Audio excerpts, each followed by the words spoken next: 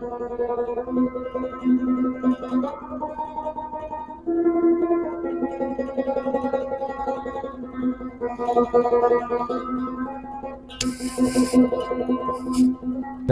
دی، شکر دی.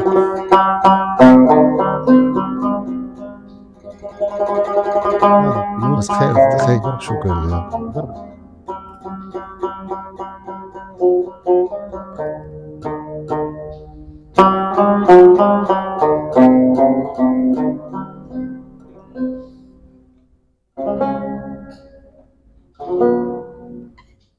روان دی او هغه داسې کیسه ده چې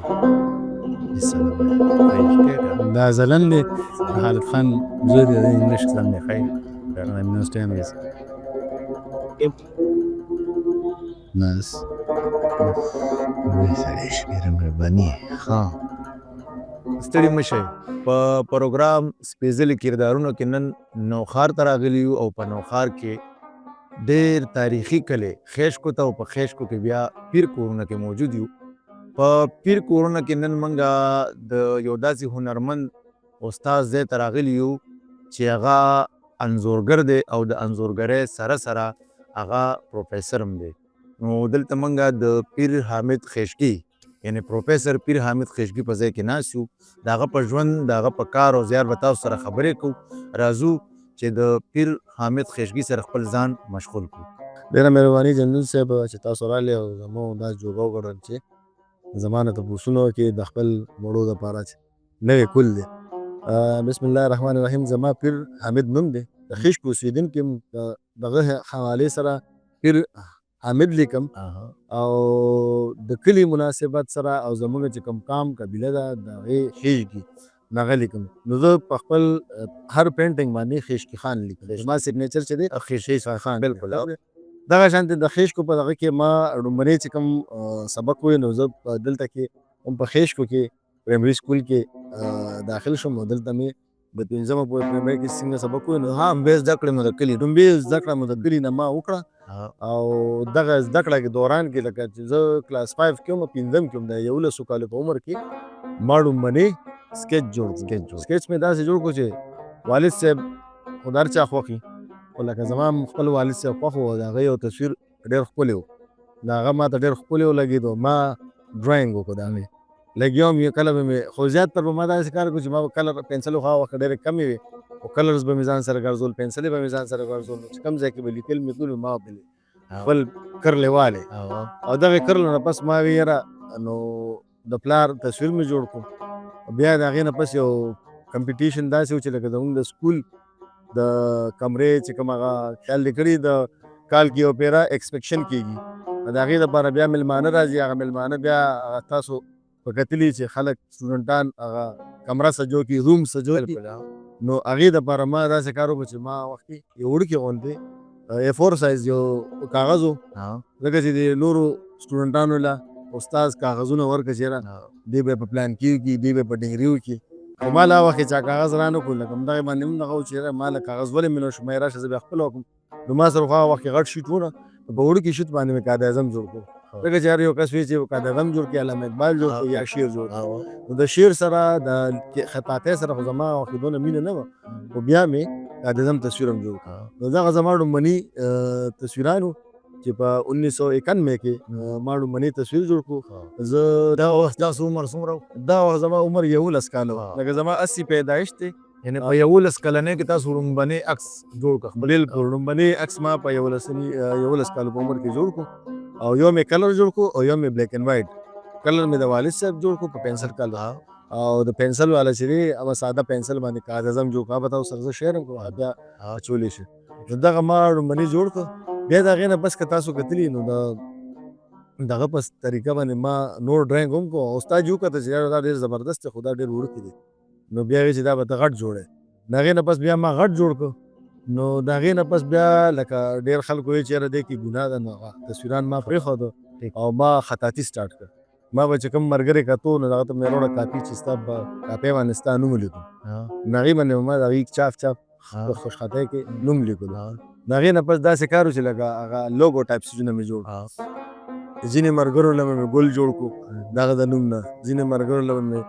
څه ګلاب یا ګل یا تماچا یا چې څه څیزونه به هغې غوښتو چې دا راله د خپل نوم نه جوړ که نه به له ما جوړول. نو تقریبا د نهم لسمه پورې چې ما په خیشکو کې دا سبق وي دغه دوران کې نهم کې مونږ ساینس وی نو بیا یو ساینس ماسټر ته هم پته ولګی چې یاره دې نښې هم جوړوي په څیزونه نو هغه بیا راله یو خو مونږ خپل بک جوړ کړو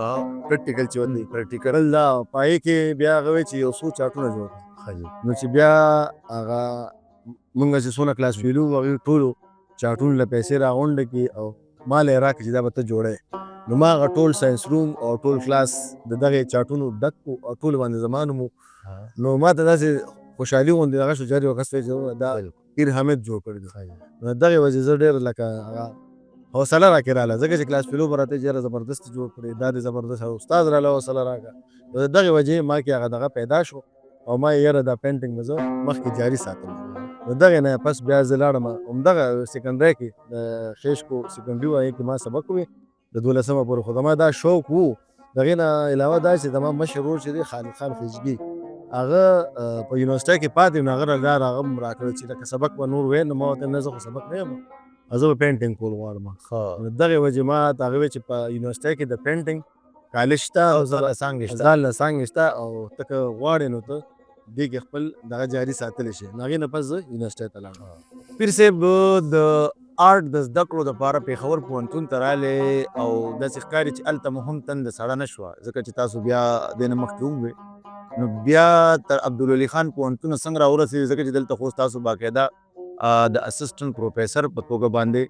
ورو ته زده کړې کوئ نو دغه سفر را سره هم بیان کړئ ډېره مهرباني دا بس شوق مې و تاسو ته ما وویل چې لکه زما دغه شوق و ورور رانه تپوس وکړو مشر خالد خان چې یاره ته مخکې سبق ووایه ما زه خو سبق نه یم دغه پینټینګ به کوم نو هغه راته چې نه د دې شعبه د دې څانګه شته د آرټ په پېښور یونیورسټۍ خو الریډي جرنلسټ ټرافل جرنلزم کړی نو هغه ما ته چې څانګه شته نو ته هلته کې اپلای وکړه نو ما بیا پېښور کې اپلای وکړه په لومړي توګه په لومړي فرصت کې لکه لومړني ډرای چې کوم ټیسټ و په هغې کې زه کلیر شوم او دلته مې بیا پینټینګ سټارټ کړه ورسره د ګرافکس ډیزایننګ سټارټ کړو ځکه چې دلته کې دونه سوونه صرف 3 ډپارټمنټ وو یو ټیکسټایل ډیزاین یو فاین آرټس وو او یو کې ګرافیک ډیزاین وو نو ما ګرافیک ډیزاین هم سټارټ کړو او فاین آرټس پینټینګ خو زما د بچپن نه شوق ورسره مې پینټینګ سټارټ کړو ما دلته 4 کاله سبق وی په فاین آرټس کې لکه زما ډیګري واخیستې شوه خو بیا را تاسو ماسټر وکړو دا دلته کې یا 14 کاله ما تعلیم کې مکمل خو بیا راته مخکې پته ولګېده اوس خو دور داسې چې هر یو ماشوم ته په اسانه په ګوګل کې سرچ او هغه ته پته ولګي چې کوم ځای کې مشهور کوم ځای کې هرې ځای د هرې کوم هغه کې خو دا موږ ته پته نه وه خو دا داسې کار و چې یو پروګرام له یو ملګری راغلی او هغه وی چې یاره دلته کې خو په پاکستان کې ښه کالج NCA ده نیشنل کالج آرټس لاهور بالکل نو هلته کې ما دا ده چې زه په دې دوران کې په پېښور کې وم نو په 2م کال کې ما ته دا پته ولګېده نو ما هلته کې ټیسټ ورکړو په 2م کال کې زه پېښور یونیورسټۍ کې وم څنګه 2م کال زما سټارټ شو نو ما د هغې ټیسټ ورکړو ځکه ملګري راته وویل چې یاره زما خو هلته کې کلاسونه نو ما چې کله ټیسټ ورکړو هغه ما کلیر کړو په لومړي ځل ځکه چې د NCA ټیسټ لپاره خلک چې څنګه د میډیکل لپاره تیاری کوي داسې د NCA ټیسټ لپاره اکیډمۍ دي هغې ته به تیاری کوي خو ماشاءالله زما ډرایینګ داسې و چې هغه زبردست و نو زه یې واخیستم او هغه ځای کې ټیچرانو رانه دا تپوس هم وکړو چې ډرایینګ دې زده کړه چا نه کړی مې بس چې کوم استاد ما ته میلاویږي نو زده کړه ته کوم او پریکټس ډېر کوم نو زمونږ د ډرایینګ دا چې لکه څونه زیات پریکټس کوې خو دونه به دې لاس کې هغه صفحۍ راځي هغه کار به دې ښه وي نو دغې نه پس زه لاړم NCA ته نو NCA کې مې بیا د ملټي میډیا سبق وی ملټي میډیا انیمیشن کارتون کې ما دغه وکړو هلته سپیشلایزیشن وکړو هلته خو ډپارټمنټ ډېر دي تقریبا 10-11 ډپارټمنټ دي بالکل هلته کې چې بیا هلته کې ته کوم سبجیکټ وی نو زما بیا شوق و انیمیشن کارټون سره کریکټر ډیزاین سره نو زه لاړم لاهور ته او لاهور کې مې ملټي میډیا وکړو نو ملټي میډیا کې ما کارټون جوړ کړو یوسف خان شیربانو بالکل چې کوم فولکلوري کوم سټوري ده د زموږ داستان په یوټیوب چې کوم کارټون پروت دی هغه ستاسو دی بالکل د یوسف خان شیربانو چې کوم کارټون پروت دی د انیمیشن هغه زما دی دغه چې دی دا ما په 2011 کې کړی دی لکه زما چې کوم ډیګري تیسیز و هغه په 2011 کې کمپلیټ شو نو ما په هغې باندې ریسرچ وکړو او لاړم هغه ډریسز مې دا کړه چې د هغه وخت ډریس پسې مو دا وخت څه پیزار و دا وخت کورونه څنګه و دا وخت توره وه که نه ټوپک و دا ټول مې سټډي کړ لکه ریسرچ مې وکړو هغې نه پس ما د هغې یو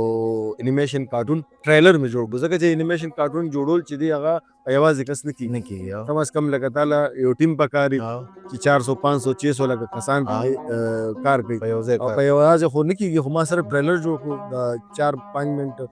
هغه مې جوړ کړل بلکې 3 منټ بیا راکوس په ایډیټینګ مې وکړو لکه سیوا مې جوړ کړو خو کم مې کړو د هغه بیا مې انیمیشن وکړو او د هغې باندې ماته ډسټینکشن ملو شو فرست پوزیشن په اون کلاس کې ملو شو د هغې نه علاوه ما 4-5 کمپټیشن کې هغه دا کو په جی آی کې یو کمپټیشن ګلجی واړو دا شان دی یو بلې واړو ایته ما هغه شیر کو پای باندې ما فرست پوزیشن 2 ځای 3 ځای واښتو نو دغه سلسله روانه وه او بیا مې دا شوق و چې لکه زه چې کوم څیز زده کړه کوم چې هغه نورو ته ورسي ما ته ډېر څه ولودونه په لاور کې ملو شو د لاور کې دا و چې څنګه مې انټرویو ورکړه نو لاور کې دا کار چې هلته کې ته په تیسیس دوران کې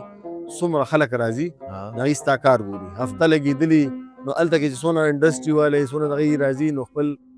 چې کوم د چا کار خوښېږي نو هغې له جاب هم ورکوي او چې چا نه کار اخیستی شي نو کار هم ترې وایي دغه دوران کې 3-4 دغه والا راله ویې چې مونږ له ته راځه او خپله سی وي راولېږه نو دغه دوران کې ماته 3-4 د ایجنسو نه ماته آفر وشو د جاب دپاره کارټون انیمیشن دپاره د گیم دپاره ځکه زمونږ ریلیټډ دغه دلته کې پاکستان کې گیم ډیزایننګ کېږي چې مونږ کوو او یا انیمیشن شارټ فلمز چې کوم وي نو هغه کېږي دونه خو لکه دغه نو بیا هغې نه پس خو زما دغه زیات دغه و چې زه خپلو هلکانو ته نورو ته ورسو زما دا کوشش و چې زه خپلې صوبې ته راشم نو ما په لاور کې جاب وکړو بیا مې دغه شانتې په لاور کې پی ایف ډي پاکستان انسټیټیوټ اف فیشن ډیزاین په هغې کې مې 2 کاله جاب وکړو هلته به مې ډرایینګ ټیچ کولو او ورسره به مې سافټویر ټیچ کولو دغه شانتې فاونډیشن یونیورسټي خو کوشش مې دا و چې زه خپلې صوبې ته راشم لکه ما ته چې انسیه کې جاب ملو شو او بیا مردان ته راتلم نو ما ته ډېرو کسانو ویل چې انسیه ته خلک په قطار ولاړ دي خلکو هم راځه بالکل او خپل انچارج هم راته وایي چې خلک په قطار ولاړ دي ته ولې خپلې صوبې ته ځې د دې مقصد دپاره چې زه لاړ شم د خپلو خلکو د خدمت وکړم خپلو خلکو سره زه د خپل کار شیر کړم د خپل هنر ورته شیر کړم او هغوی زما نه زده کړه وکړي نو بس دغې وجې زه عبدالودي خان یونیورسټۍ ته اسسټنټ پروفیسر رالم د دې نه مخکې ما 4-5 ځای جاب کړو ایز ا لیکچرر او دلته زه اسسټنټ پروفیسر په جاب باندې اوس د سره په څانګه کې څومره زده کوونکي دي چې تاسو غواړئ چې هغې ته ستاسو د هنر رسي او مستقبل کې د هغې نه نورې تمې کېدی شي موږ سره تقریبا دلته کې خو لکه مخکې زمونږ وخت کې چې کوم موږ هلکان وو هغه وخت کې په پېښور یونیورسټۍ نه علاوه بل څانګه نه وه چې د فاین آرټس او د ګرافکس ډیزاین د ټیکسټایل ډیزاین زده کړه پکې وه دلته کې واحد دا دغه دی چې دې وخت کې اوس زمونږ په صوبه کې 7 یونیورسټیو کې دا زده کړې کېږي نو مختلف ځایونو کې زده کړې کېږي خو دا ده چې زمونږ ماشاءالله تعداد هم سیوا دی عبدالودي خان یونیورسټۍ کې زمونږ خپل کالج دی پښتونخوا کالج اف آرټس پی سی اے پښتونخوا کالج اف آرټس کې نن سبا زمونږ په خیال تقریبا 180 پورې 180 سټوډنټان دي چې موږ سره سبق وایي او په هغې کې ټیکسټایل ډیزاین دی انټیریر ډیزاین دی او ګرافک ډیزاین دی او پینټ دی فاین آرټس دی نو زه فاین آرټس هم ټیچ کوم او ورسره ګرافکس هم ټیچ کوم ګرافک ډیزایننګ پیر صاحب څنګه چې تاسو په دې خپلو خبرو کې ووایي چې یاره ما ته په لومړي کې دلته کې زمونږ محترم ملا او هغه وایي چې یاره دا ډرایینګ مه کوه ګناه ده نن هم په پښتونخوا کې ډېرې ماشومانې یعنې جینکۍ او ډېر ماشومان هلکان د دې آرټ سره تعلق ساتي او هغې کې به دغه صلاحیت موجود هم وي خو هم د دغه قسمه پابندۍ یا د قطغن سره به مخ یا به هغې ته لار نه میلاویږي یا داسې هم ده چې هغو ته څوک دا ووایي چې یاره دې کې خو پیسې نشته پیسې په میډیکل کې دي انجینیرینګ کې دي تاسو د هغه خلکو دپاره څه میسج لرئ څه پیغام لرئ چې مثال هغې څه وکړی شي چې دې لاره کې مخې ته راشي ډېر ښکلی کوېسچن دی ځکه چې زمونږ نن سبا چې کوم یوت دی ینګ دی کوم واړه دي نو هغې نن سبا ټول لکه نوکرو پسې ګرځي نوکری شته نه نو زما په خیال زمونږ چې کوم دا فیلډ دی د آرټ ته دا ډېر زبردست دی کې چې فرض کړئ یو سټوډنټ دا خواهش لري او دا زده کول غواړي هغه زده کولی شي او پخوا به دا کار و چې لکه همدغه مشران زمونږ مشران هم ما چې کوم وخت کې به پینټینګ کولو زه به په شپه کې ځان ته به مې کمره کې دروازه لاک کړه بنده کړه هغې نه پس به ما ډرایینګ کولو ولې چې مشران دا نه غوښتو چې لکه دا فضول سبجیکټ دی او فضول کار دی او د دې نه څه نه جوړېږي بنا ده دغه هم ده زمونږ والد صاحب دا وایي چې لکه ته مونږ خو پیرانو د هغې د وجې مونږ ته دغه میوې او بل دا یې راته وایي چې لکه ته هسې بس لګیا یې دا رنګونه دي او دا د هغې د رنګونو نه څه جوړېږي او په رنګ کې څوک یو دا خو رنګونه زده کول او نښې مخې نه څه جوړېږي خو بیا چې هغه لکه جمدي و هغې دا ډېر بیا په فخر سره وایي چې زما زوی لیکچرر دی نو الله دې وبخي هغه بیا دا ارمان و چې لکه یو خو دا چې ته استاد یې نو د استاد ډېر قدر یي بالکل نو پلار راته هم دا دغه کړی چې یاره ما همدا بیا ما ته نصیحت هم کولو نور مشران وروڼه چې څلور دي هغې نه علاوه ای خو داسې جابونه و چې هغې خو ما ته یې ویل چې ته استاد شه دغې د هغې یو ملګری و ډېر نږدې او هغه به د روغو جوړو کې لکه پلار به مې ګرځون هغه سره به هغه ملګری مې ګرځون هغه استاد و دا به یې چې یاره زما دا ملګری چې د ده څومره قدر دی نو داسې زما نشته نو د استاد قدر ډېر وي نو ما ته به یې دا ویل چې لکه ته استاد شه او بیا چې کله زه استاد شم بیا ډېر خوشحاله بیا راته دا و مې حیدر خان یې ډېر خوښ و او دې وله تپوس ته هم راغلو بیا یې ما ته ویل چې یاره ته عبدالعلي خان یونیورسټۍ کې ځان له جاب وګوره چې دلته نږدې هم شي بل دا چې خپله صوبه ده خپل ضلع ده خپل خلک دي چې ستا نه زده کړه وکړي نو دغې وجې زه عبدالعلي خان یونیورسټۍ کې ما اپلای وکړو او رالم خو زه خبره دا کوم چې لکه کوم ماشومان غواړي چې لکه مونږ د آرټ زده کړو نو ډېر ښه شعبه ده چې لکه ماشاءالله نن سبا په آنلاین دونه کارونه شته ډېر زیات کارونه دي او ډېر زیات کارونه دي د هغې نه علاوه چې لکه چې کوم که فرق فاین آرټس کوي که ګرافیک ډیزاین کوي نو آنلاین مختلف ویب سایټ دي په هغې باندې هغې کارونه ورکوي کلاینټ هم پې شته او آرټسټان هم پې شته ډیزاینران هم پې شته دا ټول خلک پې شته او دوی له پروجیکټ ورکوي او هغې سره زموږ ډېر ملګري چې دي هغې آنلاین جاب کوي آنلاین کېدای چې د شپې کارونه واخلي ټوله شپه او ورځ ورته لګیایي او ښه زبردسته پیسه ګټي لکه زموږ نه زیاته پیسه زما سټوډنټان زما نه زیاته پیسه ګټي نو دې کې لکه د انجینرینګ او د ډاکټرۍ نه زیاته پیسه ده خو په فرض سره یو کس محنت وکړي او فیل دا دی که تاسو وګورئ که نه نو آرټ نه بغیر ژوند ګران دی چې څنګه د انسان دپاره دوایي ضروري ده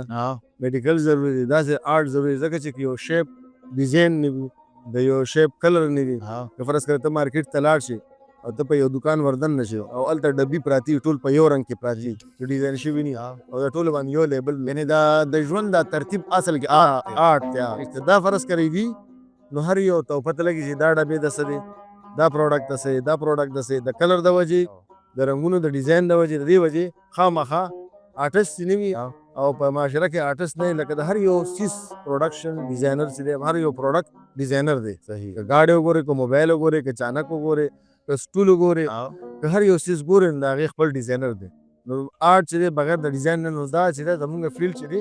ډېر وسیع دی ډېر زیات وسیع دی پیر صاحب که تاسو وګورئ دنیا بدله شوې ده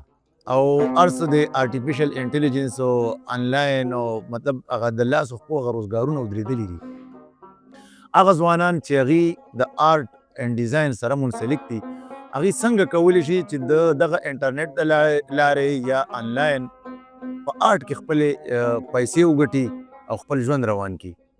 دا ډېر ښه اهم کوېسچن دی او زه وایم چې لکه زمونږ سټوډنټان چې کوم دي که فرض کړئ چې آرټ ویلي هغې دپاره که فرض کړئ نوې مستقبل ته راتلل مطلب یې نوې آرټ ته راتلل غواړي نو آرټ سبجیکټ دا چې یو به لومبي یو ښه اکیډمي جوین کړي ښه اکیډمي مان لکه کالج پښتونخوا کالج افاظ دی زمونږ یا پېښور یونیورسټي ده یا چې چا ته فیمیل ته کم نږدې وي زیاتره فیمیل ته دا اجازت نه وي چې هغې بلې ضلعې ته نو کوشش دا یې کړي چې د کمې ضلعې کم د کالج وي ښه کالج وي هغې ته دې اپلای وکړي نو مې خو د آرټ سبق وایي 4 کاله زموږ د آرټ سبجیکټ سبق دی دې کې بي ایس کېږي او دا دې وکړي د هغې نه علاوه چې ځان به پوه کړي په کلرز باندې په ډیزاین باندې دغې نه پس چې دی زمونږ لکه کم کل چې کم ماشومان دي او که فرض کړه کمیونیکیشن سکل یې ښي ویلی شي انګلیش ویلی شي نو په ویب سایټ دی فریلانس دی افورک دی او فایور دی داسې نور ښه د فریلانس والا ویب سایټ دی هغه د سټوډنټانو ته اندازه لګي چې کله یو پرې سټارټ والي که نه خو په دې کې دغه درې چې دي دا ډېر ښه پاپولر دي او دا ډېر ښه دي نو په دغې باندې کارونه اخیستي شي هغې کې دا کار چې ته به خپل کار لکه څنګه دکانداري ده خپل کار به چې تا څونه کار کړی دی او په هغې ویب سایټ ورکړي خپل پورټفولیو هغه به هغې باندې پرته کلاینټ چې راشي نو هغې وګوري سرچ وکړي چې لکه زما کوم زه کوم څیز جوړوم یعنې په انلاین دکان کې د هغه آرټ پروت دی پروت دی. او ګاهک که د دنیا په هر ځای کې دی هغه رایي چې ما ته دغه پکار دا او ځکه زما چې کوم سوچ دی د هغې سوچ مطابق دا کس چې دی هغه شانې کار کولی شي نو زه به دله دا خپل کار ورکوم نو هغه سره سره کمیونیکیشن برابر کړي خبرې ورسره وکړي او هغوی ورته وایي چېرې دا داسې زما یو لوګو ده یا مونوګرام دی یا ایلسټریشن بک دی او دا ما ته کول پکار دی او د دې دونه ډالر دي نو ماشاءالله زمونږ چې کم کسانو ته پته د دې باره کې نو هغوی ډېر ښې ډالر ډېر ښې پیسې وګټل ډېر ښې پروجیکټ ما خپل ځاني چې کله کوم وخت کې اسلام آباد کې وم انشا کې ما ټیچنګ کولو ورسره ما یو افس جوین کړو زما یو ملګرو هغوی به خپل کارونه اخیسته نو هغوی به آنلاین کارونه هم اخیسته آنلاین کارونو کې ټول ایلسټریشن بک وو د ماشومانو چې کوم د ایلسټریشن بک وو نو هغوی به ما ته سټوري راولېږه دی کې ما کینیډا له کار کړی دی فرانس له کار کړی دی اټلي له لکه لندن خپل کار کړی او ما لندن له کار کړی ویتنام له مې کار کړی هغې کې دا کار چې هغه به تا ته پیسې هم یادې کړي چې د دې خیشکو د دې پیر کورونو د ساده زړي یا هغه د زلمي په نړیواله دنیا کې خپل مهارت بالکل دغه شان دی مونږ داسې کړو چې مونږ ته مختلف پروجیکټ راغلی دي چې هغې کې سټوري بورډ لکه فرض کرې زمونږ ماشومان چې دی لکه د دغه کومې زمونږ پښتنو سټورۍ دي او هغه مونږ لکه نرې نرې باران دی بابا مې د میرې نه را روان دی دغه شان دی سټورۍ یا فرض کرې یو دوه درې خټکي پرې دغه شان دی که تاسو ولیدو دغه شان دی ایشم بیشم دغه تیشم دکه نو دغه سټورۍ چې دي دغه شان سټورۍ په یورپ کې هم شته ماشومانو پر یا داسې چې د پیک د زناورو سره مینه د بل څه سره نو دغه شانتې ما ته به سټورۍ راتلې او په هغه سټوري به مونږ ته راولېږلې شوه چې دا سټوري ده په دې باندې کرکټر ډیزاین جوړ کړې زمونږ کرکټر داسې دي دا پیک دی دا زناور دی دا زنه پلانیکې زناور دی لکه زناورو نومونه به یې راته دا زناور دی دا تصویران دي دا پکې هیډ پول دي دا ماشومه ده دا د دې ایج ده ایج به یې ته دغه کړو او د یورپ ته که د جاپان ده لکه چې د هر یو زه خپل کرکټر دی نو هغه کرکټر به له مونږ جوړ کړو بیا به هغې باندې سټوري وه نو هغه سټوري به چې د هغې ریلیټډ څونه وه که د فارم هاوس به وه که فرض کړئ د بازار به وه که د یو کلي به وه که د مالداره خلکو به وه که د غریبو خلکو نو هغه مطابق به مونږ د هغې کرکټر جوړ کړو او هغې باندې به مونږ یو سټوري جوړه کړه لکه څنګه پخوا چې ماشومانو ته به سټورۍ وې د پیاسا کوه دغه ټایپ پیاسا کوه یا هغه ګریډي ډاګ دغه شان د سټوري نو هغې ته به ریټن او دې خو سره مونږ کرکټر جوړ کړو نو دغه شان د بک ما ډېر زیات کړي دي او هغه وخت کې تقریبا په 2011-12 کې ما تقریبا $200 $300 $500 دا به ما ته او دا اوس که نوې ځوانان کول غواړي نو هغوی مطلب نور هم په زرګونو ډالر بالکل پوره په دغه لارو پوهول هغوی له پکوي د دې خپل بیا دغه دي کسان دي هغوی به میاشت یا هفته که کورسونه دي هغه به واخلي هغې سره به زده کړه وکړي دغې نه علاوه چې دی که فرض کړئ لکه زمونږ ځوانان چې کوم غواړي نو هغوی د کمیونیکیشن سکلس یې واکړي زمونږ ټول آنلاین چې څونه ژبه ده نو هغه ټوله انګلیش ته چې انګلیش ته له دردي نن سبا خو اے آی راغلی نو په هغې باندې خو اسانه شوې ده خو بیا هم لکه پکار دي چې خپله څه لږ ډېر زده کړه وکړي نو ډېر ښه پروجیکټ میلاویږي او ډومې نه شروع کړي د $5 $10 $20 بیا ورو چې پروفیشنل شي او کار یې ښه شي نو د هغه څومره چې مطلب ستا دکان چلېده دومره به ستا بیا هغې کې ګوري کلاینټ ګوري چې دې کس دونه پروجیکټ کړي نو دې کس چې دی دا ښه دی تکړه دی او دې کار کولو واله دی دغه شان د کلاینټس چې کوم آرټسټان وي هغوی کلاینټ ته ګوري چې دا کس چې دی دې کار ورکوي او پیسې هم ورکوي دا نه چې لکه یو کس کار دله درکړي او بیا وتښتي نه تښتي به نه هغه ته پته لګي د هغه باندې بیا سټار جوړېږي چېرې دونه ګیګ دي دونه سټار دي دا غشتي دي او دا چې کې دا کس لکه تښتې والا نه دی او ډیزاینر هغه هم چې ګوري وي چې دا ښه ډیزاینر دی ښه آرټسټ دی او دې که دا کار ښه کولی شي پیر صاحب که موږ وګورو نو په کورونو کې ټي وي دی او موبایل دی او زمونږ ماشومان د هغې نه بچ نه پاتې کېږي بیا که دغه ماشومان دغه موبایل لاس کې واخلي او یا دغه ټي وي ته ګورو نو په هغې کې د نورو ژبو مطلب زده کړې هغه ته ترلاسه کېږي چې په هغې کې مثال موږ مختلف د ماشومانو کارټونان دي چې هغه موټو پتلو دی د جنګل بک دی او داسې نور څیزونه دي چې هغې نه هغوی د رنګونو د یو دوه درې یعنې د 1 2 3 د ریډ بلیک او دا څیزونه زده کوي خو کوم چې د پښتو برخه ده نو هغه په دې وجه خالي ده چې مثال نن ماشوم د یو دوه درې نه پاتې کېږي ماشوم د رنګونو د نومونو نه د ورځو د نومونو نه هغه په یو طریقه انیمیشن کې هغه ته ښودلی کېږي که نه نو زمونږ په یوټیوب کې یا زمونږ په ټي وي زمونږ په موبایل کې ماشوم ته د پښتو کارټون رانغی تاسو دې لپاره څه هلې ځلې کوئ یا څه خواهش لرئ چې داسې وشي؟ زه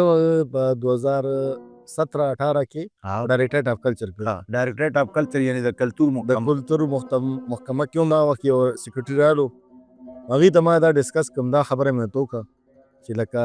زمونږ ماشوم چې دی همدغه ستا دغه راځم چې ماشوم چې دی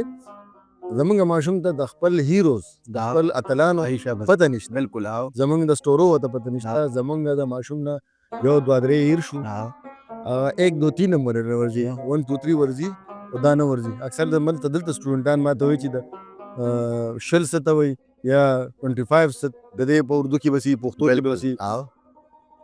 نو دغه ما سیکرټري صاحب ته ویلو چې لکه مونږ دلته کې په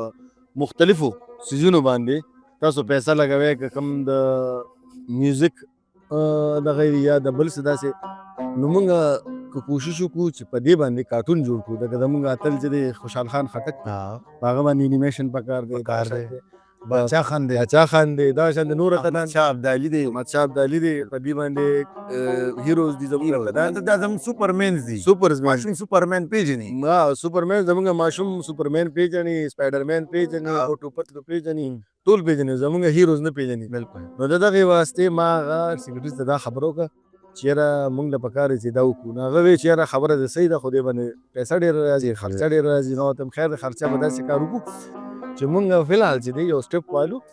چې دغه سټوري چې دي دا به السټریشن بک جوړ کړو د السټریشن بک جوړ کړو نو دغه بکونه به چې دي دغه کتابونه به مونږ د پرایمري سکولونو ماشومانو سره ورکړو چې دا وګورئ نو هغوی به ورسره دا لولي او بلکې ټیچر به ورته هم وایي هغه به هغوی ته پته لګي چې دا خوشحال خان دی دا ایمل خان دی دا دریا خان دی دا ټول به ورته پته ولګي سټورو به ورته نو دغه خو دغه مو نه منل خو ما دا کوشش روان کړی دی چې زما سره دلته کوم سټوډنټان دي نو دغه دی کې موږ سره یو کتاب دی د اثرجان یو کتاب لیکلی د هغې کې مختلف د وړو نظمونه دي هغه کیسې راغونډې کړي دي هغه جمع کړي دي نو ما تقریبا په 12 سټوډنټانو دغه ډرایینګ وکړو او دغه کې کیسې مې پرې راغونډې کړي او هغې باندې ما باقاعده السټریشن کړي دي بک السټریشن پای کې دی نارې نارې باران دی بابا مې د میرې نه روان دی روړه ته برګې چې پې باندې دغه دی بل د هغې نه علاوه چې لکه 1 2 3 1 2 جګړه وا خټکو بوت چې زه زلمی وم ورپسې لاړم دغه شان دي نظمونه چې دي نو ما تقریبا په 12 سټوډنټانو 12 پروجیکټ کړي اوس 4 نور سټوډنټان په هغې باندې مې بیا نور پروجیکټ کوم دغه نظمونو نظر عالم او په هغې باندې دا السټریشن بک تیاروم او زما همدا مقصد دی همدا مې اراده ده چې دا السټریشن بک جوړ شي دغه سټوري جوړ شي نو دا به زه بیا به دوباره دغه ډایرکټریټ اف کلچر د کلتور محکمې ته وړم یا حکومتي نور داسې دغه ته به وایم چې یاره ما سره دا پروجیکټ تیار پروت دی ما له دونه دغه فنډ راکړې چې لکه هم ستاسو دغه به یې د کلچر تاسو ګڼئ چې دا د سرکار دغه نه بغیر نشي کېدی دا حکومتي یا ډېرې غټې ادارې غواړي چې مطلب لکه څنګه چې د اردو یو غټه دغه ریښته په نوم باندې یو اداره ده مونږ هم د هغې نه استفاده بل پی ډي د بالکل نو داسې ادارې خو مونږ سره شته نه او که کوي نو حکومتونه به کوي بالکل کوم سټوډنټانو باندې چې ما دا کارونه وکړو ما تقریبا ما تاسو ته ووایي چې ما په 4 سټوډنټانو نور هم کار وکړو لکه چې کوم سټوډنټ راځي د هغې کلاس ته چې 7 سیمسټر 6 سیمسټر ته راځي نو په دې باندې زه دا السټریشن کوم په دې نظمونو باندې په دې کیسو باندې نو انشاءالله اراده مې دا ده چې کوم وخت کې دا ټول سټوري مکمل شي نو ډایرکټریټ اف کلچر سره به یا د بل داسې ادارې سره چې هغه په دې باندې پیسې لګولی شي هغې سره به رابطه کوم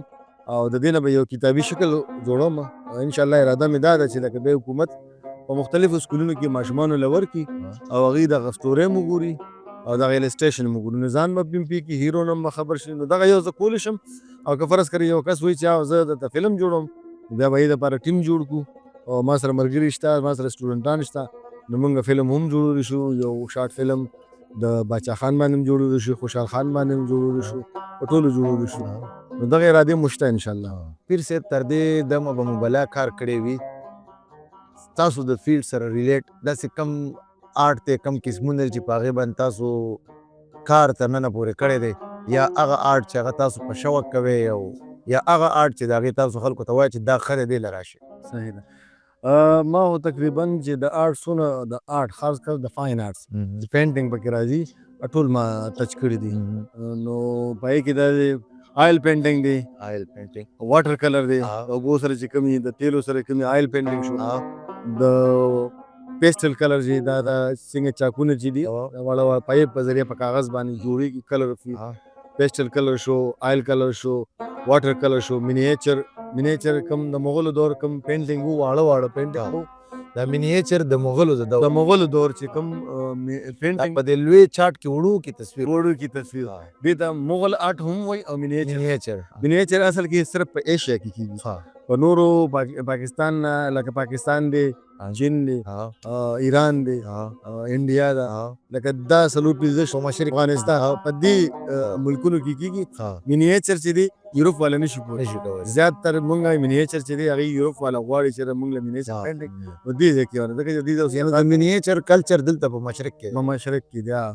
په هغه سایډ کې چې هغه زیاتره آیل والا دي، واټر کلر والا دي. نو دغه واټر کلر مې کړي، آیل کلر مې کړي، پیسټل کلر مې کړي دي، مینیچر مې کړي دي، سکلپچر مې کړي دي چې کوم د څنګ تراشي ورته وایي. د دې نه علاوه چې کلیګرافي مې کړی، خطاطي، مجسمې مو هم سازي کړي. خو لکه زیاتر کوشش مې کړی دی په آیل پینټینګ کې. بیا په کلچر باندې ما ډېر کار، کلتور باندې ما ډېر کار کړی دی. دغې نه علاوه په واټر کلر کې مې ډېر کار کړی، پیسټل کې مې کړی دی. په واټر کلر کې خو زما تقریبا 4 ایگزیبیشن شوي دي په اټلي کې. ګروپ ایگزیبیشن کې زما 4 پینټینګ دي. هر کال زه یو پینټینګ لیږم اټلي ته، نو هغه هلته ایگزیبیټ کېږي. نو 4 څنګه کولی شو چې ستاسو دغه پینټینګز او ستاسو دغه هنر مونږ ووینو؟ مینوالو ته به یې جی بالکل راځئ.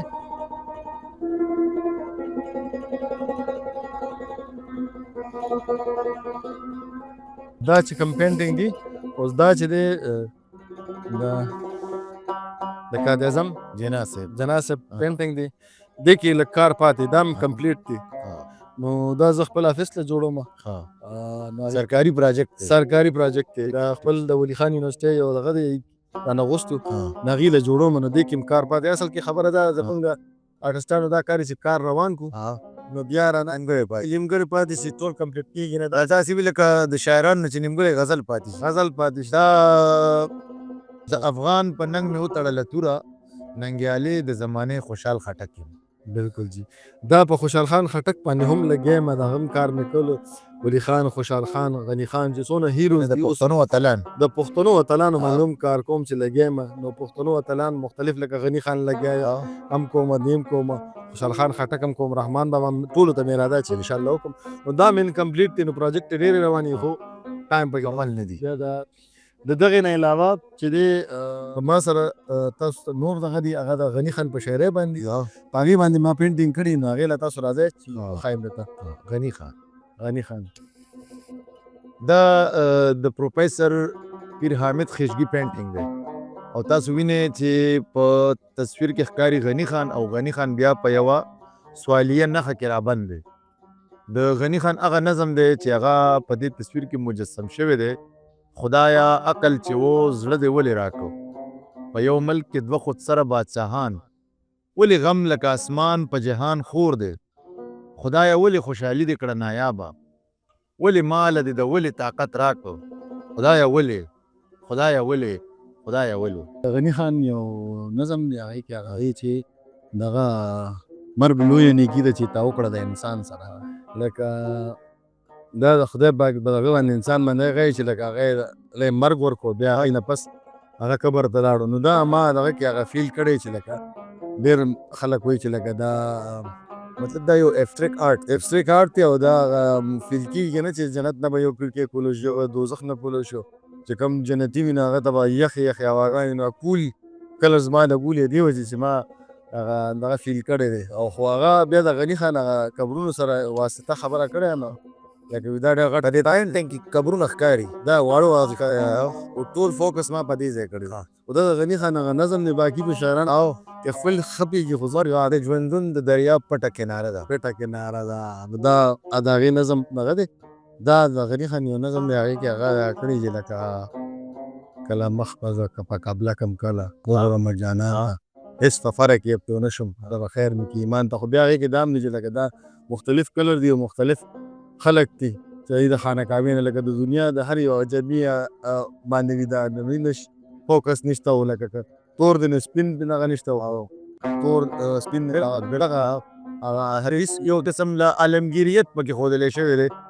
یونیورسلیزم دی بالکل که ګورې نو فوکس کړی ما بس حسده دی او دا زما د دغه زمونږ یو کنسپټ دا هم دی چې یعنې د انور دا ټولې شعاګانې چې دی په یو نقطه راټولېږي یو نقطه راغونډېږي او دا د دنیا هغه یو نقطه هم ده که نه او خدای پاک یو دی نو د هغې بیا دلته کې چې تاسو وګورئ که نه نو دا چې دی دا لکه د جانان خدای پاک هغه غني خان چې دی یو جانان یادوي لیکن هغې هغه دی چې لکه خدای پاک یو دی دا اصل کې دا نښه ده دا نښه ده شهادت هغه نښه چې لکه خدای پاک یو دی او دا زموږ یقین پکار دی او دا غني خان هم وایي بیا خلک وایي چې لکه غني خان دا وایي خو نه غني خان چې دی په خپل دغه کې جانان یو خدای پاک یاد کړی دی دا غني خان هغه یو نظم دی مور باندې دی وایي چې لکه زه بیمار وم ډېر سخت بیمار وم غني خان وایي چې لکه مور ملکون عالمان ولاړه چې دی هغې ورته وایي چې یاره ته یو وظیفې ورکړه چې په هغې باندې ته د ووایه په غني خان باندې چوف کړه د هغه د کټ نه ګیر چاپېره چکر ووه نو خدای پاک به ستا صحت جوړ کړي دا ستا صحت به واخلي او لکه د غني خان صحت به جوړ شي نو ته به ځان قربانۍ نو دا غني خان چې دی دی روزي که دې تصویر کې وګوره دی روزي او مور یې سره ایښی دی مور یې سره ایښی ویښته دې داسې روان دي سات یې وځي دا واقع باچا خان زما ژوند و جدوجہد کې هم لیکو او د چېرې غني خان بیمار و مور یې د کټ نه چاپېره وچورلې ده او غني خان وایي چې سره دې پس زه جګ جوړ شوم او زما مور وفات شوه بالکل په دې باندې نظم لیکلی او دا نظم به تاسو اورېدلي ګرچې خورو کې دې پټ وجود ستا مور یې ما ته یاد یې هغه شان ستا سترګې تورې دا وایي د غني خان هغه یو نظم دی یو وایي خرچوکې دی غني بل وایي هوښیار دغه یو نظم دی نو هغې ما داسې دا کړی چې لکه د غني خان چې کوم الفاظ دي هلکه د تاوس غوندې دی چې غني خان چې په سور راشي لکه د تاوس په شانتې په سور راشي او ټول رنګونه راښکاره کړي صحیح ده نو ما هغې کې دا کړی چې د هغه ټول سترګې ټولې دغه بل دې سره مونږ خپله په ادبي توګه باندې هم دا مقصد اخیستی شو چې که تر ننه مونږ غني خان ته وګورو نو غني خان چا په تصوف کې راچولی دی چا ته فلسفي جوړ کړی دی زما خپل نظر ورته ایز رومانټیست شاعر دی نو دا ټول رنګونه مذهب د غني کې شته نو کم سړي چې ورته په کم نظر ګوري کم قطع هسې وایي او د هغه ډېر عجیبه ژبه ده د الفاظو چې کوم ده هغه تاسو ته پته چې لکه څنګه ژبه ده دا د غني خان هغه نظم دی خدایه ولې دی ولې طاقت راکړو نه هغې کوېسچن مارک دی هغه لګولی په دنیا باندې نو دی هغه ټول کوېسچن چې کوي خدایه ولې دی سپوږمۍ له رڼا ورکړه خدایه ګل د خوشبو ولې ورکړه خدای دې ورسره مزغي ولې ولګولو دا دې ولې دا دې نو دا ټول د هغې هغه فلسفه ده بالکل اخري کې لکه دا وایي چې خدای پاکه تا ماله دا طاقت ولې راکړو چې زه تا نه ای خدایه عقل چې و زړه دې ولې راکړو زړه دې ولې راکړو په یو ملک کې دوه خودسره بادشاهان ولې غم لکه اسمان په جهان خور دی خدایه ولې خوشحالي دې کړه نایابه ولې مال دې د ولې طاقت راکړو خدایه ولې او هغه ولې چې دی چونکې په کائناتي توګه هم د انسان فکر چې دی هغه په دریو سوالونو ولاړ دی چې خدایه ولې زه پیدا یم خدای د ژوند معنی څه ده او خدای ستا وجود څه دی نو په هغې کې دا هر څه ټول رابندېږي او بیا مختلف کلرز دي د هر یو دغه لپاره کوېسچن لپاره کلرز ما لګولي دي مختلف کلرز دا لګېدلي دي نو هغه ما شو کړي دي بل دا چې که زما ساین وګورئ نو د هغې هم د غني خان پیش دي دغه خان او د غني خان هغه خپل ساین دغه خپل ساین د غني خان د مزار په خښت هم چې هغه کم هغه سیګنیچر دغه شوی دی همدقسې غني خان دی د غني خان دی نو دا د هغې لپاره ما دا کړو دا چې دی دا هم اټلي ته تللی و دا په 2016 کې ما لیږلی و دا د ګاډی چې نسکور دا ګاډی نسکور ته پوک خېجي دې ته پوک خېجي دغه پوک پروت دی دا د ګاڼۍ هغه کمره ده دلته کې اور بل دی او دا ورسره هغه نورې برنډې ګني مني پراتې خشاک پروت دي د باران نه دا جوک دی ټیک شو دلته چې کم دی نو ګاندې لګېدلې ده او دا بنې ده دلته نه اور دغه کېږي او دا ګاډی که ښکاري نو دا د پوک د پاره پرتی پوک هغه چې کم دی کې غنې ناغه اوبره سوزي د هغې باقیات په دې کې وړلی کېږي عموماً وچولی کېږي او یا په دې کې خشاک د اور د پاره راوړلی کېږي دننه چې کوم سیستم وي نو خو چونکې شته دی نه ګنې موږ به بیان کوو. دا بالکل دا دغه شان دې نه علاوه ما یو دروازې تصویر پینټینګ لیږلی و دغه ته اټلي ته او هغې نه علاوه ما یو جونګړه هم لیږلی نو جونګړې تصویر به بیا تاسو سره شیر کړم جونګړه ما لیږلی وه دغه باقي دا چې دي دا ټول تصویران به ته دا د ډیجیټل پینټینګ دا هم به انشاءالله به دغه کې درکړو چې کله زه ته ډیجیټل ته ووایم نو بیا به دا د ډیجیټل پینټینګ حصه ده. نن سبا دور چې دی ډیجیټل دی نو دا مې ډیجیټل کړو. دا چې دی دا زمونږ چې کوم زوړ کور و اوس زمونږ کور بدل دی که تاسو دا زمونږ وخت کې چې کوم زوړ کور و نو د هغې داسې آبادي وه دا کمرې پخې خو بیا هم ما کچه راوستي لکه دا چې دی دا ما ټول کچه کور جوړ کړی دا زمونږ د زوړ وخت چې کوم کورونه نو هلته زمونږ د ما ته زه ډېر ماشوم وم نو ما ته هغه ذهن کې نقشه پرته وه نو دا مې جوړ کړو نو والد صاحب ته مې وښودو نو هغه وپېژندو چې یا دا خو زمونږ زوړ کور دی دا به یې ډکو دا زمونږ دروازه ده او دلته کې یو ونه وه دغه شان دا کمرې وې پکې یو وړوکي غوندې برج و دا خوا د همسایو کورونه وو دا چې څور ما آیډیا ذهن کې څو نه وو همې جوړ کړو پلار ته مې شیر کړو نو هغه دا بالکل زمونږ کور دی دا شان دا ډیجیټل پینټینګ دی. ډیجیټل پینټینګ دا چې په ایډو فوټوشاپ ایډو السټریټر باندې کار وشي او هغه بیا پرنټ شي نو لکه نن سبا خو چې کوم دور دی نو هغه ټول د ډیجیټل هم دی ایډو دی او ټیمپرری آرټ دی. بالکل پیر صاحب دا چونکې ډیجیټل آرټ دی که نه یعنې د نننۍ زمانې آرټ دی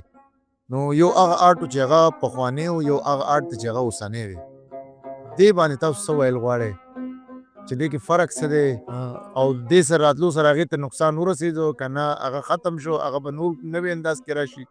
په دې زه وایم که نه چې نن سبا کوم دور کې دا آرټ دی که نه نو هماغه شان د پینټینګ دی هماغه شان د آرټ دی دې کې څه بدلون دا که راغلی دی میډیم بدلون راغلی لکه پخوا چې کوم وخت کې پینټینګ کېده نو هغه به په کینوس کېدو کینوس چې به یې جوړو نو هیله به یې ډېر خواري کوله کینوس به یې جوړو برشونه نه وو برشونه به یې جوړولو ښه نو په سکلپچر چې و چې کوم سنګ تراشي وي نو هغې دپاره به کاڼي استعمالېدو یا لرګي به استعمال په هغې کې به سنګ تراشي کېده. نن سبا دور چې دی دا ټیمپرري ډیجیټل ماډرن پینټینګ کېږي ماډرن آرټ دی په ماډرن آرټ کې دا چې د هغې دپاره مختلف څیزونه دي کینوس هم مختلفې رالې لکه د ایډو فوټوشاپ به تاسو کتلي سافټویر دی په هغې کې خپل کینوس دی په هغې باندې کار کولی شي ایډو السټریټر کې کار کولی شي په فوټوګرافي کولی شي په کیمره باندې کار کولی شي لکه تو ګورې که تا ته به ما سره تللی لکه د انسیې ته مونږ تللي د انسیې سټوډنټان یا د ماډرن چې کوم نوي سټوډنټان دي ای ټول ماډرن آرټ کې پخوا به چې کوم آرټ و نو هغې کې به دا و چې د رهن سهن یا جنګ جګړه یا د خپل د فوجانو ژوند کړه وړه دا ژوند کړه وړه چې څونه حالات په مغولو دور چې ګورې نو د هغې پینټینګ به وګورې نو تا ته به اندازه ولګي چې مغولو دور کې هغه خلکو څنګه رهن سهن او د اټلي والا رهن سهن څنګه و د هغې لباس څنګه و نو دغه شان دی د ننني دور چې دی هغې کې دا څیز نشته ځکه چې هر چا ته پته لګېدلی چې پخوانی دور څنګه و ننني دور دا چې فرض کړې چې ته یو ډیجیټل ورک کې نو دا سافټویر به ورته یوز کړې که فرض کړې ډیجیټل نه کې ټیمپرري آرټ کې ټیمپرري آرټ هغه دی چې هغې کې داسې کار دی چې لکه فرض کړې زه وایم چې مطلب د دې آرټ د راتلو سره زوړ خو خپل اهمیت نه اهمیت نه یې بېلوي هماغه څیز ده د هغې خپل شوقیان دي دې خپل شوقیان دي خپل مینوال دي دې کې دا کار دی چې لکه دې کې هر یو کس چلیدی شي هغې کې دا چې هغې کې هغه آرټسټان چلیدی شي چې سره زوړ معلومات دی دې کې دا دی چې دې کې اوپن ازادي ده چې ته څه یوز کې که فرض کړې ته په دې باندې پاڼه یوز کې په دې باندې اخبار پیس کې که په دې باندې ته فرض کړې بل څه هغه پخواني قدغنونه ختم شوي دا اوس پکې آزاد کلوز آرټسټ ته ازادي میلو څه کولی شي څه کولی شي او بل دا سمپلس کړی دی سمپل یې کړی هر یو څیز سمپل کړی مخکې خو به دا مونالیزه لګیا وه نو مونالیزه له به ټول پینټینګ اوس دا که ته فرض کړې ته یو فرض کړې ته توربېله ډیم جوړې توربېله ډیم جوړې او توربېله ډیم کې اوبه نه ښې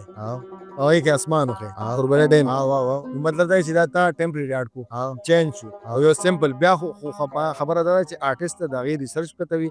د هغې باره کې چې کومه سټوري هغه ځکه چې عام کس پې نه پوهېږي آرټسټان پې کېږي هغه ته خپل مطلب خو چې کوم چاکو پر هغه د آرټستانو ژبه ده. د آرټستانو ژبه خو که فرض کړئ یو آرټست چې دی هغه تا ته ښیي او درته شو کوي نو هغه به دا ووایي چې یاره فرض کړئ دا څیز دی زما سټوري دا ده زما کهاني په دې پینټینګ کې دا ده. نو نن سبا چې کوم پینټینګ دی هغه ټول ماډرن آرټ صحیح دی او ټیمپرری آرټ دی. په هغې کې دا نشته چې لکه هغه بیا چې کوم آرټسټ کړی هغه به تا پې پیر صاحب ورستی پیغام ته راځو او هغه دا دی چې آرټ دی ډېر خلک یې د شوق دپاره کوي، ډېر خلک یې که شوق نه هم کوي خو چې هغوی کله خپل یو آبادي جوړ کړي یا یو بنګله جوړه کړي نو غواړي چې هغې کې هغه ولګي یا کم مونږ هوټلونو ته ځو د ښار لویو ودانو ته ځو که سرکاري دي یا شخصي دي هغه چې جوړې شي نو خامخا به پکې د آرټ دپاره ځایونه وي. نو تاسو هم دغه آرټ کوئ، آیا دغه آرټ د ژوند دپاره څه مقصد لري او تاسو یې په کوم مقصد باندې کوئ؟ مهرباني دا هم زبردست کوېسچن دی. لکه زمونږ آرټ چې دی دا دې وخت کې لکه ګرافیک ډیزاین شو لکه ډیزاینر چې کوم ډیزاینس کوي نو هغه د وخت ضرورت دی. لکه د وخت ضرورت داسې چې فرض کړئ یو کس ته کور جوړوي نو ایم پی ارکیټیکچر چې جوړوي نو هغه د هغې مقصد دپاره جوړوي چې د کمرې څنګه به راځي، د به واشروم څنګه کوم سیټ ته راځي، کچن به کوم سیټ ته راځي، هوا به کوم سیټ ته راځي، نور به کوم سیټ ته راځي. نو دا د هغه سوچ او بیا به هغه په کم وخت کې په کم ځای کې په لږ ځای کې هغه یو ښه څیز څنګه جوړ کړي. دا وخت ضرورت یا کپړې ډیزاین کول دي ټیکسټایل والا هغه هم د وخت ضرورت دی چې داسې کم څیز ډیزاین کوم چې هغه کلاینټ او د هغه چې کوم مارکیټینګ کېږي چې هغه پې اټریکټ شي. دغه ټول د آرټسټانو دا دغه دی لکه دا د وخت ضرورت که فرض کړئ پروډکټ دی یا فرض کړئ ګرافیک ډیزاین دی هم یو پوسټر دی یو پیغام دی چې یاره موږ سره دا څیز اویلیبل دی او دا څیز موږ خرڅوو دی راشه.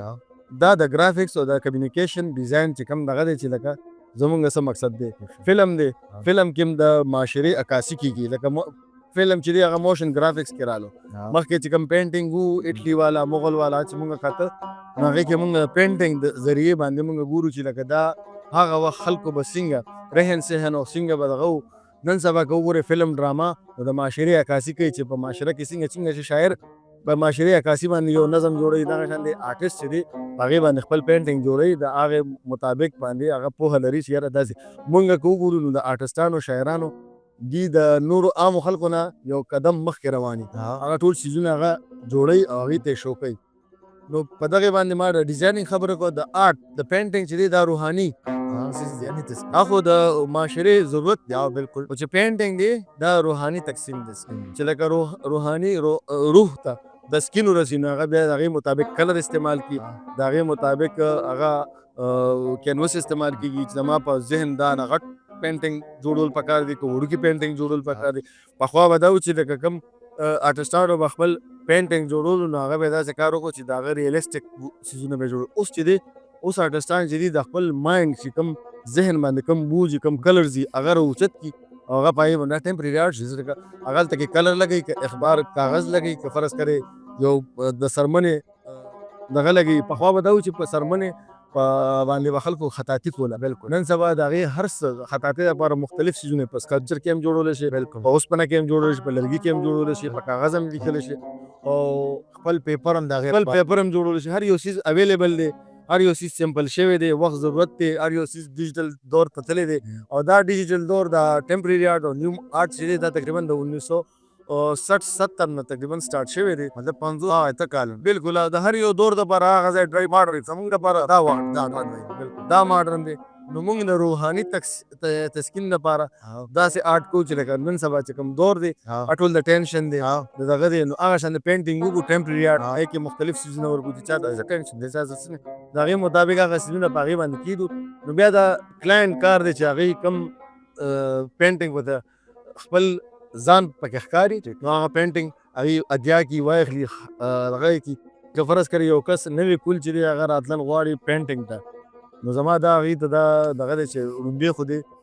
د آرټ باره کې لږه سټډي وکړي صحیح ده چې آرټ ورته لږه ډېره پته وي. دویمه خبره ته ډرایینګ لاین لګول ډاټ لګول لاین لګول د دې باره کې دغه شي پوهه ورته وي چې ډرایینګ به څنګه کوو نو د زیاتر توجه د ډرایینګ ته ورکړي. هر یو سټوډنټ